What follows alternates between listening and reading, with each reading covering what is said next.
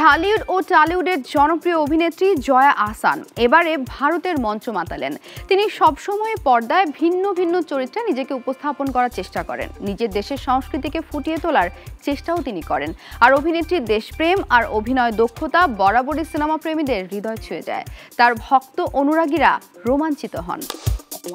Filmfare OTT অ্যাওয়ার্ডসের পঞ্চম আসর মুম্বাইয়ে অনুষ্ঠিত হয়। এই আয়োজনে সিরিজ, সিনেমা ও ক্রিটিক্স এই 3 ক্যাটাগরিতে 39টি পুরস্কার পান তারকারা।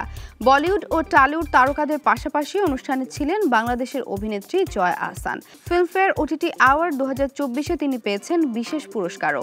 ঢাকার ঐতিহ্যবাহী জামদানি শাড়ি পরে ভারতের মঞ্চে ওঠেন অভিনেত্রী।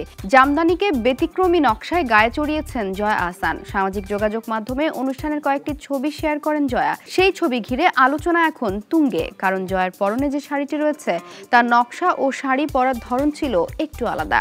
ছবি শেয়ার করে ফেসবুকে জয়া লিখেছেন, আমি যে সংস্কৃতি ধারণ করি, কোনো অনুষ্ঠানে গেলে তা উপস্থাপন করার চেষ্টা করি। একজন শিল্পী হিসেবে এটা আমার কাছে গুরুত্বপূর্ণ। বাংলাদেশি ঢাকাই জামদানি আমার জন্য একটি গুরুত্বপূর্ণ জিনিস। এবার আমি জামদানি শাড়ির গতানুগতিক উপস্থাপনের ধরনটি ভাঙতে চেয়েছি। এটি করার জন্য ফিল্মফেয়ারের চেয়ে ভালো আর কোনো জায়গা নেই বলে আমি মনে করি। তিনি বলেন, এখানে খ্যাতিমান শিল্পীদের সঙ্গে দেখা করার সুযোগ হয়। এখানে অংশ নিতে পারাকে সৌভাগ্যের বিষয় বলে মনে করি।